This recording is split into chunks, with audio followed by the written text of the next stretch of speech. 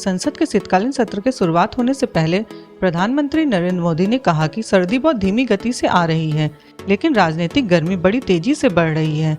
कल ही 4 राज्यों के चुनाव के नतीजे सामने आए हैं। परिणाम बहुत ही उत्साहजनक है। खासकर उन लोगों के लिए उत्साहजनक है जो देश के आम लोगों के कल्याण और देश के उज्जवल भविष्य के लिए प्रतिबद्ध हैं। देखिए पूरी खबर। और बहुत धीमी गति से ठंड आ रही है, लेकिन राजनीतिक गर्मी बड़ी तेजी से बढ़ रही है।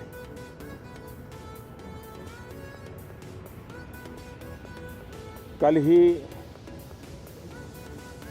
4 राज्यों के चुनाव नतीजे आए हैं।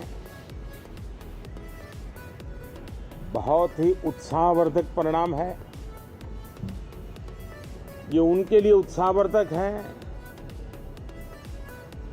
जो देश के सामान्य मानवी के कल्याण के लिए कमिटेड है, जो देश के उज्जवल भविष्य के लिए समर्पित है,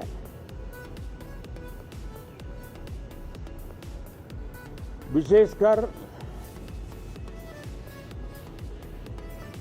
सभी समाजों की, सभी समूहों की, शहर और गांव की महिलाएं, सभी समाज के, सभी समूह के, गांव और शहर के युवा,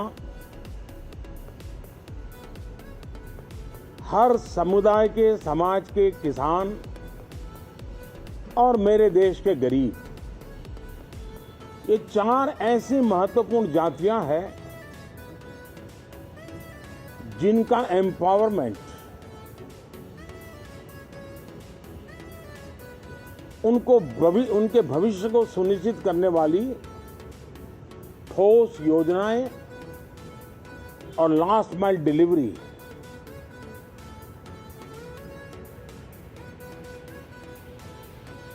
इन उसूलों को लेकर के जो चलते हैं, उन्हें भरपूर समर्थन मिलता है। और जब गुड गवर्नेंस होता है,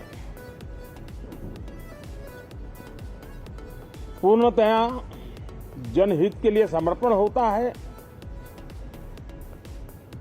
तो एंटी इनकम्बेंसी ये शब्द इरेलेवेंट हो जाता है। और हम लगातार ये देख रहे हैं, कोई इसको प्रो इनकम्बेंसी कहे, कोई इसे गुड गवर्नेंस कहे, कोई इसे ट्रांसपेरेंसी कहे, कोई उसे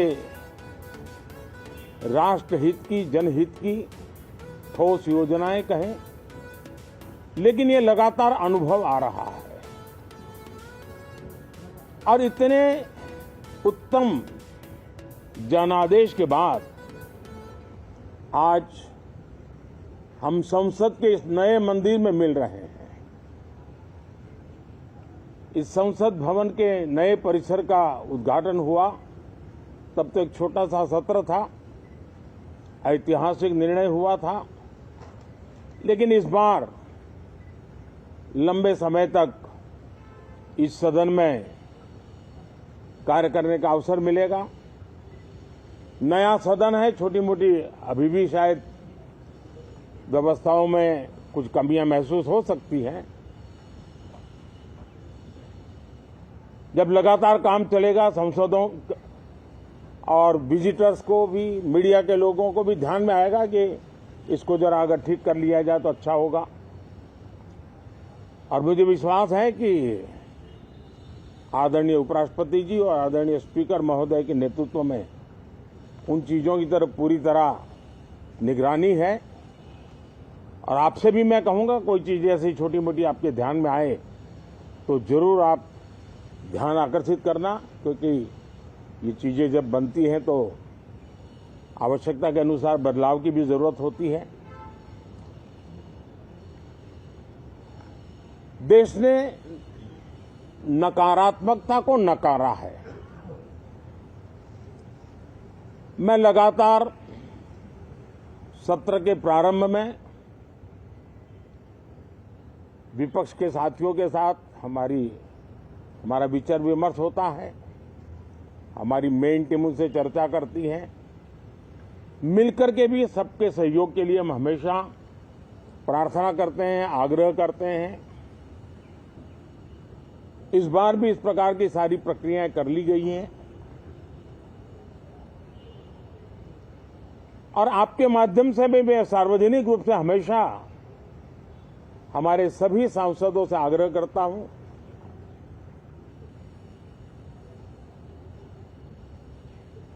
लोकतंत्र का ये मंदिर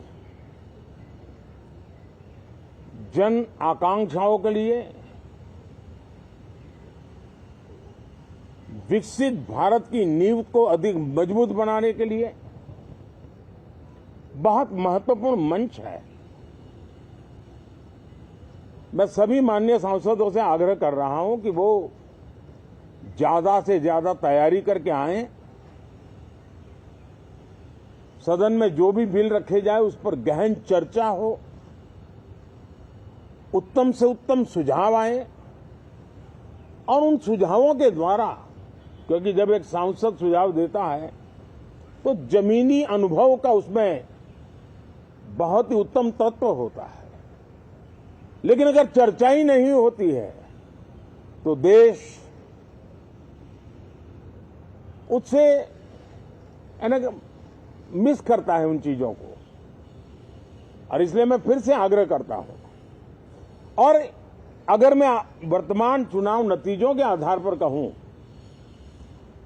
तो जो विपक्ष में बैठे हुए साथी हैं, ये उनके लिए गोल्डन अपॉर्चुनिटी है। इस सत्र में पराजय का गुस्सा निकालने की योजना बनाने के बजाय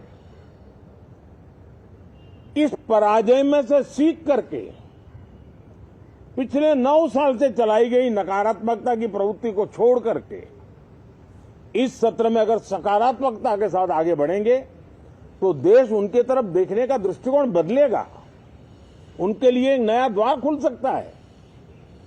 और वो विपक्ष में है तो भी उनको एक अच्छी एडवाइस दे रहा हूं कि आइए, सकारात्मक विचार लेकर के आइए। अगर हम 10 कदम चलते तो आप 12 कदम करके फैसला लेकर के आइए। हर किसी का भविष्य उज्जवल है, निराश होने की जरूरत नहीं है, लेकिन कृपा करके बाहर के पराजय का गुस्सा सदन में मत उतारना। हताशा, निराशा होगी, आपके साथियों को आपका दम दिखाने के लिए कुछ न कुछ करना भी पड़ेगा, लेकिन कम से कम लोकतंत्र के इस मंदिर को वो मंच मत बनाइए। और अभी भी मैं कहता हूं, मैं मेरे लंबे अनुभव के आधार पर कहता हूं कि थोड़ा सा अपना रुख बदलिए, विरोध के विरोध का तरीका छोड़िए, देश हित में सकारात्मक चीजों का साथ दीजिए, अच्छी उसमें जो कमियां हो उसकी डिबेट कीजिए। आप देखिए, देश के मन में आज जो ऐसी कुछ बातों पर नफरत पैदा हो रही है, हो सकता है वो मोहब्बत में बदल जाए, तो मौका है, ये मौका जाने मत दीजिए।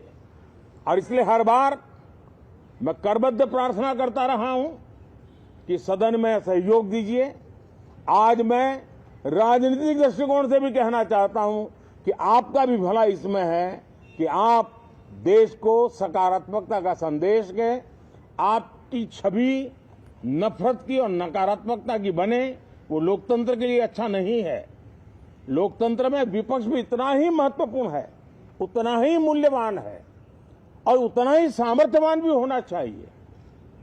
और लोकतंत्र की भलाई के लिए मैं फिर से एक बार अपनी ये भावना को प्रकट करता हूं। 2047 अब देश विकसित होने के लक्ष्य में लंबा इंतजार करना नहीं चाहता। समाज के हर वर्ग में यह भाव पैदा हुआ है कि बस आगे बढ़ना है। इस भावना को हमारे सभी माननीय सांसद आदर करते हुए सदन को उस मजबूती से आगे बढ़ाएं, यही मेरी उनसे प्रार्थना है। आप सबको भी साथियों मेरी बहुत बहुत शुभकामनाएं हैं। बहुत बहुत धन्यवाद।